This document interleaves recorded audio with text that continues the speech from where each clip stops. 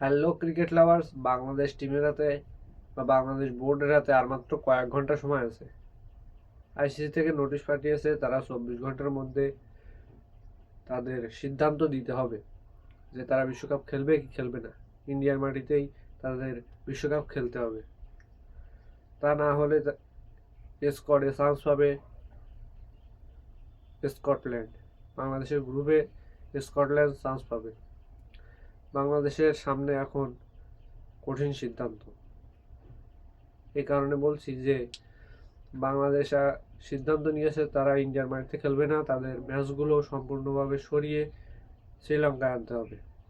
ICC তা করেনি। ICC বাংলাদেশকে ইন্ডিয়ায় খেলার জন্য বলেছে। বাংলাদেশকে 24 ঘন্টা সময় দিয়েছিল কাল, যে ইন্ডিয়ার মাটিতে তারা খেলবে কি না এটা জানানোর জন্য। বাংলাদেশ বোর্ড, বিসিবি তা এখনো জানায়নি যে তারা খেলবে কি না।